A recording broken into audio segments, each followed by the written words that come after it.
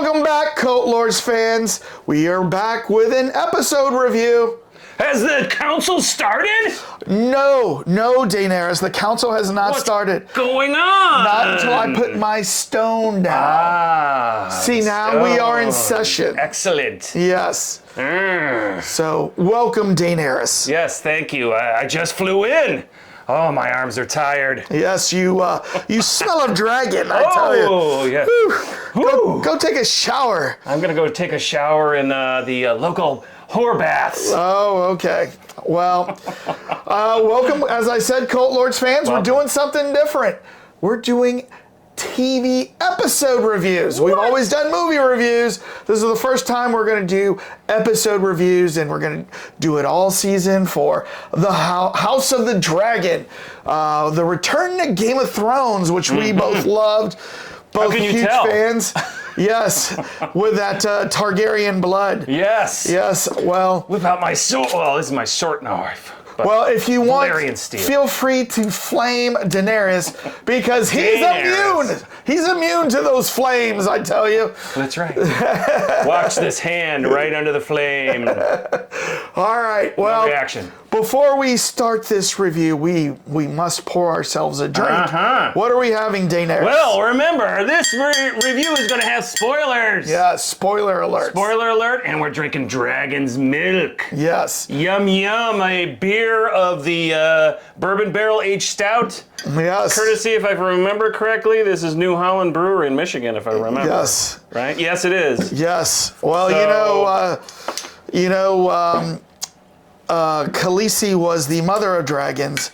I think you are the lover of dragons. So yes. We'll have some. As they say in Westeros, down the hatch. Dragon's milk, okay. Fresh off the dragon teat. Ooh. Right off the dragon 11%. Oh, yes. We have none to of those 7%. None of those 7%ers. We don't go below 11. That's actually pretty good.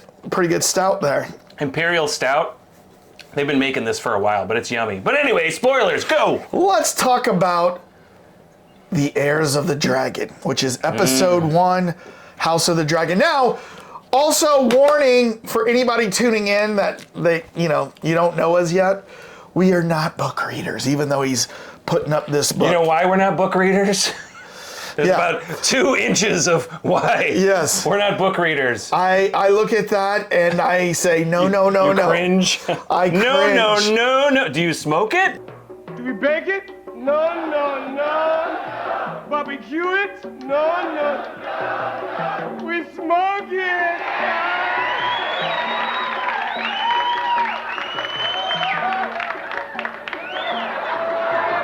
No. It does have some really cool pictures, though. Oh, nice. So you can see some nice black and whites and everything like that. Very nice. We're going to be showing some of these. You might have noticed that. So the purpose of me telling you that is we don't know everything about the world of Westeros, okay? And we don't know this prequel. We didn't read, this book. So everything we know is what we saw in the 1-hour premiere episode of the House of the Dragon. It's a frantic typing to figure out what things were. Yes. Well, so please flame us like crazy, you book readers. Yes. We're always so coy when the movie comes out. Remember, I'm not immune to the flames. He is. Oh, that's right. All right. Flame me. So, Dane, we when we start off, we actually start off with dragons flying in.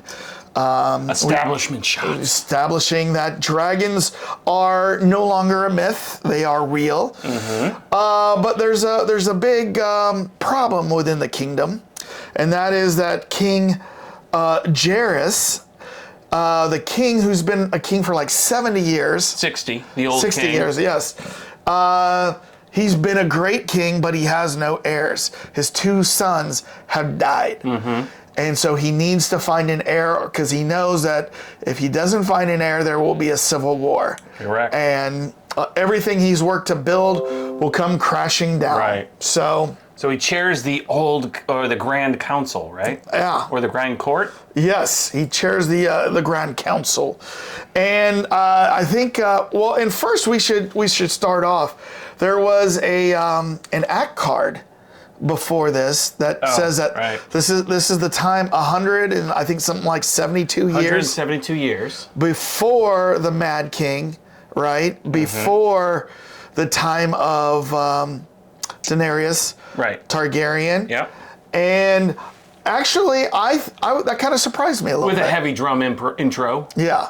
That kind of surprised me a little bit because I thought this was going to be even further back in time.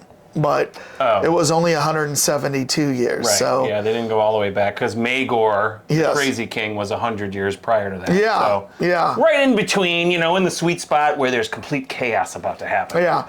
Once again, as not being a book reader, that kind of caught me off guard.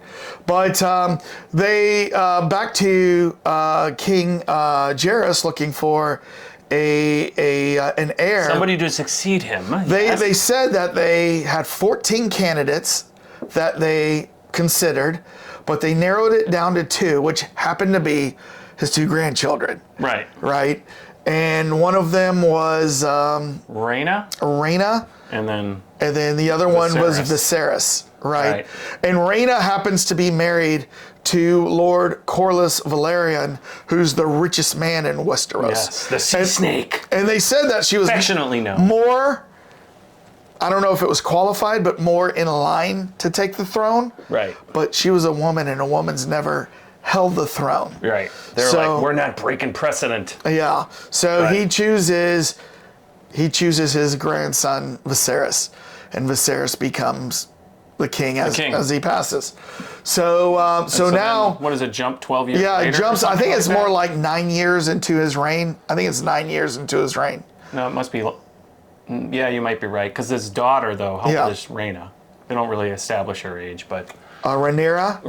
Rhaenyra. Princess Rhaenyra. She's maybe like 16. She's probably about 16. So now in the. I should know this. Present. Targaryen. Yeah. But yes. So we get a chance to see that Viserys is king. He's a good guy. He's a good guy. Council seems to like him.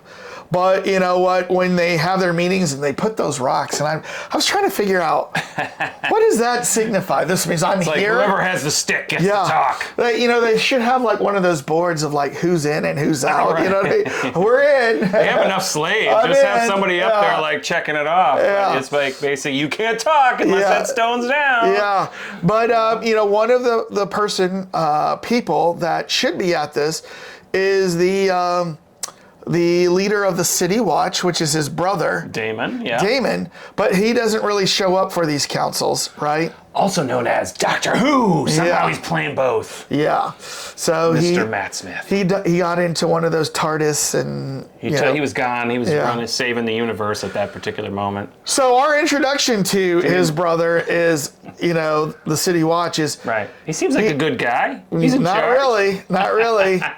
He decides to go out into King's Landing and exact some justice, and he pumps up his City Watch. The color guards. Learn to fear gold. Yes, they will. The gold capes. The gold capes. Which they are breaking in for the first time. I know. They're like, uh-oh, hey, what if I get blood on this? How do I get it out? So they go out and they slaughter a lot of people, and they cut off limbs and hands and what looked like what? Did he cut off his weenie or something? Oh yeah, they did do that. Like, he's a rapist. And like, and I'm like, what the heck is that? Oh my gosh. So they definitely did not hold back. That was one thing, the beauty about this episode, is we were all kind of fearful that this was going to be like kind of a dumbed down Game of Thrones. Yeah. And it hasn't been. It's been awesome. They did not hold back whatsoever. It's not dumbed down at all. And so he goes out, he exacts his justice, and it's to the dismay of the council and to his brother, the king, that they did this, because there's really no reason for them to do this except to show their power. Well, right? Put the fear of God into Put the fear of what, the 7 gods, I think it was? Yeah. But yes. I'm reading my notes. Oh, you're reading your notes? Yeah, okay. Sorry. So another thing is happening about this time, and that is that everybody's getting ready for the city games. The tourney. Yes, the tournament, which is, it's kind of a cool little stadium that they have, very narrow for the Joust. Right. So, They show a couple of initial jousts, really cool. But then when it's Daemon's turn, Prince Daemon's turn, he gets to choose his opponent. I know, I thought that was odd. Like, what? He just gets to walk out there and say, meeny, meeny, miny, mo, or was it more like... No. I think one Mississippi, he two? purposely chose Sir Kristen, wasn't it? Hightower. Oh, the first time. Yeah, which was the son of the Hand of the King, Right. Otto Hightower. Yeah. So he chooses his son. And then he gets knocked off on his butt the first time. Well, yeah. So he gets knocked off, and it's embarrassing for him. Right. So he gets back up, grabs a new lance, and he did something that I want to talk about. He cheats. He goes right at the horse. Bitch cheated. He goes right at the horse's legs. I know. It was a to total... dismount him. And I don't know the rules of jousting, but I can't imagine that is appropriate etiquette. Nope. Or else everybody would be doing that every joust. I'll, dehorse you this way rather than go at you at your shield. Obviously, right? he knows he has the get out of jail free card from It was being still a prince. BS. And Yeah. He should have gotten the demoted. Hand of the King sits there stone quiet, probably because... He might have been out because that's also the birthing scene. Well, no, not yet. Still there? They're still there for that. Remember. So it was after that the king gets the whisper, or well, actually, the Hand of the King gets the whisper, and then the Hand of the King tells the king, there's some issues going on in labor. But I still want to just finish this jousting scene. Oh, well, but you know why that's a challenge? Because it keeps jumping back and forth. So there's like some jousting, then it goes back to the birthing room. Some jousting, so it's kind of hard to continuity-wise. But when he dehorsed yes. Hightower's son, that was still before the king had left. Okay. Because there was... they had to go in and get that guy. That guy's like injured, laying there on the ground. But you're right, because the horse got up. Yeah. But I think the horse is hurt too. No, they actually showed the horse get up. Okay. They're always going to show the horse get up. Yeah. Because PETA's not going to let him get away with, injuring. Because that looks like a dramatic... I don't know how they did that, because that horse was not trained to fall. Yeah. And there's no way they had to CGI the whole thing. No. I'm sure that's a stunt horse trained to fall. Oh, okay. Horses fall, like in stunt horses. All right. But nobody in the audience is gonna boo, Prince Daemon Targaryen, right? Nobody's gonna boo him. Oh, in that audience, we were all booing him. Yeah. So now the king gets the whisper that there's some trouble going on. Brewing. Some with his wife, who he had announced to kick off the games. Hey, my wife is in labor right now, and everybody cheered, because he was going to have his... Let's have a super violent tournament in symbolic support of my wife giving birth. Yeah. Seemed a little odd. So when he gets to the Queen's chamber, I don't know who that guy was, like a priest of some sort. One of the maesters. Yeah. He's like, sir. Yeah. The baby's been in breach. Baby's in breach. Yeah. I can't make a decision here. You might have to make the decision, sir. He goes, there's an old technique that we use where we cut the woman open and do a C-section, basically. Right, and we should say prior to that, the king was convinced this was a boy. Yeah. Which he's been dying to get because she just kept... Because he has a daughter, but he doesn't have a son. Right, and she had 10 kids, and most of them died except for, the ones that are obviously living. But he was convinced it was a boy. Yeah. So... He was right. Yeah, he was right. He was right because they go through a very graphic scene of showing her being cut open. That definitely set the bar very high for the entire series because, I know they were deliberately doing that to kind of elucidate that what women went through in those times because she had the flower of poppy. To kind of soothe her pains, but there's no way that was covering that up. So that was gruesome. It was gruesome. And you know what? It makes you think about how in our world today, it made me think, like how in our world today, this is a normal procedure. You know what I mean? The baby's in breach, we're going to go C-section. Yeah. And, women have C-sections all the time. Right. But, this is a different land, a different universe, a different time. But this would have been the way it was. Yeah. 500 years, 300 years ago. Yeah. 200 years ago. Yeah, so definitely. Was, it's unfortunate, but. Right. And that guy definitely had to I will give him kudos. He hung it out the whole time and he stayed there. Some guys would have made that decision that let's go with that and then left. Right. But he stayed. Right. So he stayed there kissing his wife, holding her hand, and realizing,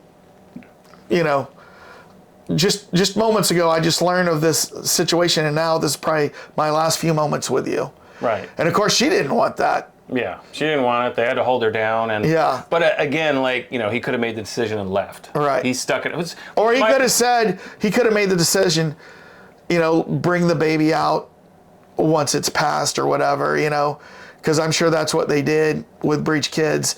They let them pass, and then in time it would, turn, and then you could take it out, but it'd be a stillborn child. Oh, right. So he made the choice. No, I want the child alive. Right. To me, that was at that moment he made the decision that a live son was more important than a live wife. So tough decision. It was a tough decision. I definitely will. Now here's the confusion that I had. Yes. The baby comes out after this gory scene, crying. You see the umbilical cord. The maester, or whatever you call him, is holding the child, rocking him. You hear the baby crying. Says, "You got a son. You got a son." And you're thinking, "Wow, he got his son." Yeah.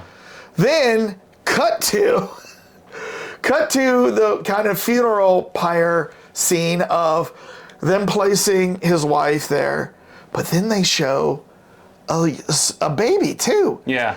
And I was like, huh? I know, I did the exact same thing. Like, wait, what? Did I miss? I don't remember them saying your child didn't live. I went back and I was like, did I miss something? Yeah. But no, there was a very small little moment where the maester's standing there over him saying, and you can hear the baby, and the baby's like, bleh, bleh, and I don't know, and he looks down at it, and I'm thinking, okay, that doesn't sound normal, but where's this going? You totally missed that. Yeah. If you were just watching it on first run. Yeah. And then because you think that the baby survived, right? Right. Well, it's basically the producers were manipulating the audience because everyone thought they did a very, very subtle, okay, here's a little hint. Yeah. But yes.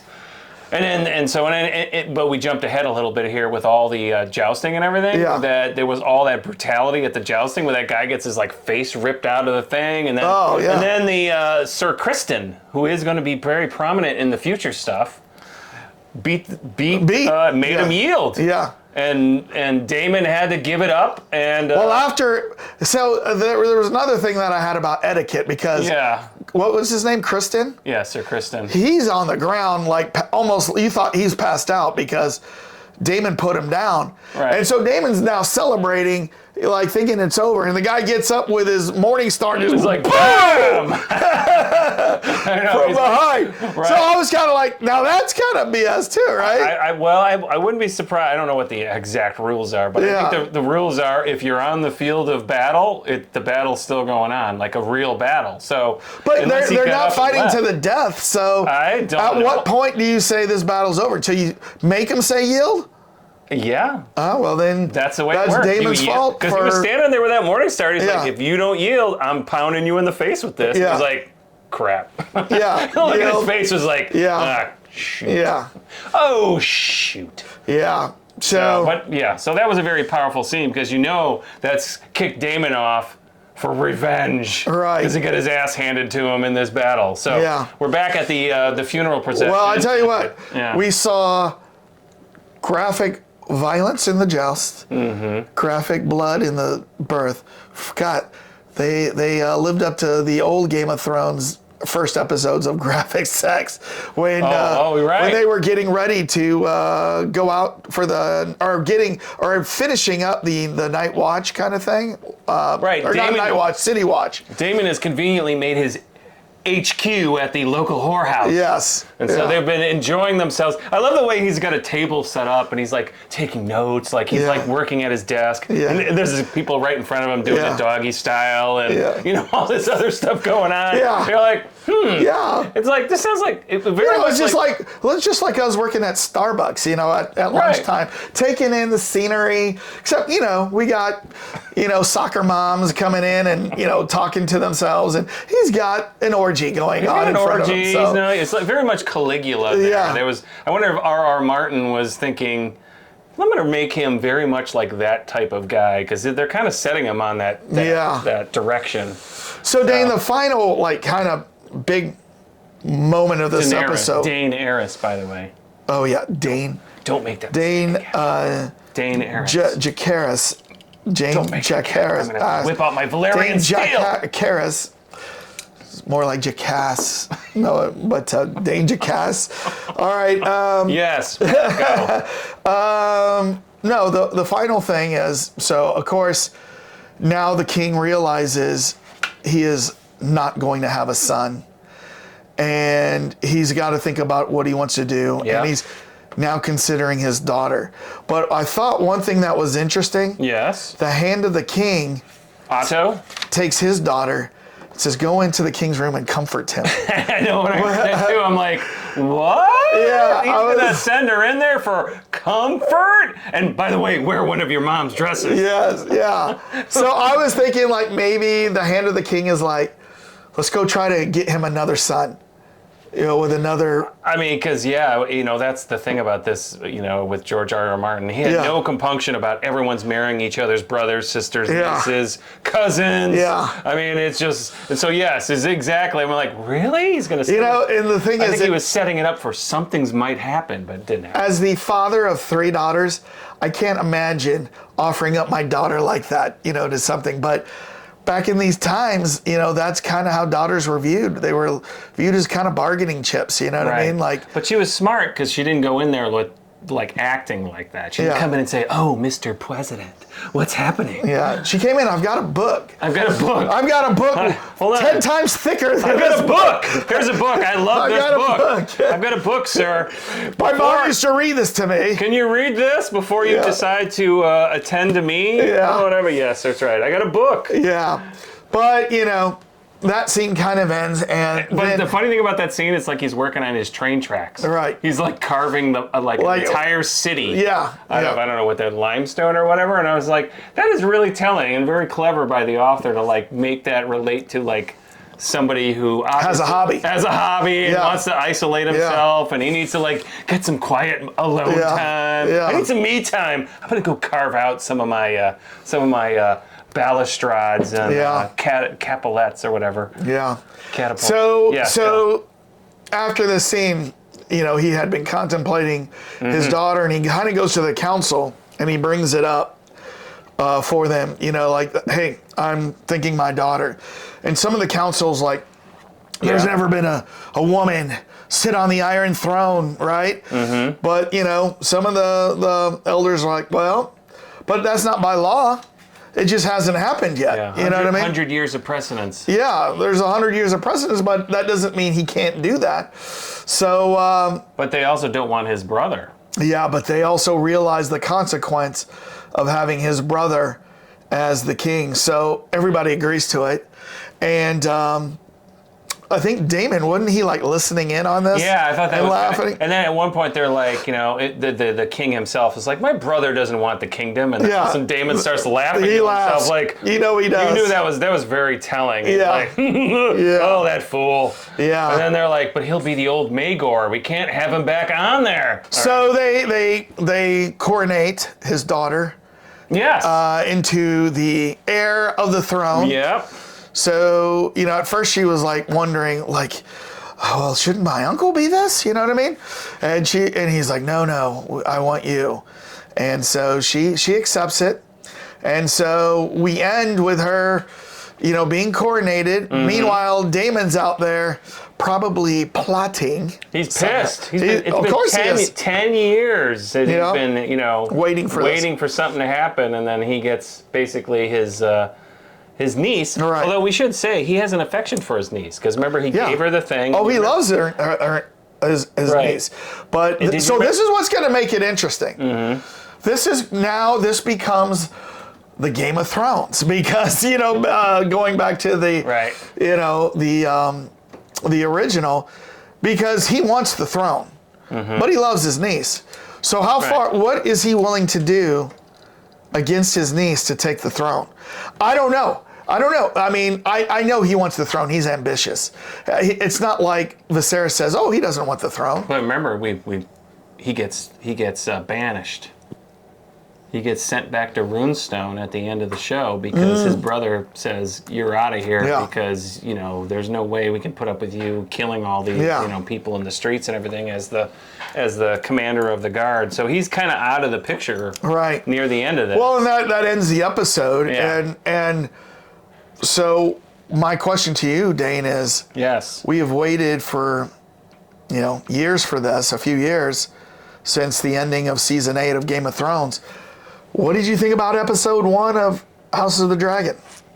I thought they did an awesome job. I did too. Yeah. I mean, this exceeded expectations. I was coming in there with low, like, oh, great. They're just kind of riding the coattails, the dragon tail of the other show. And they set it. Obviously amazing. If you watch we highly recommend watch the extras. There's so many little bits and pieces that they should reveal in there, but they're obviously got the same costume designers.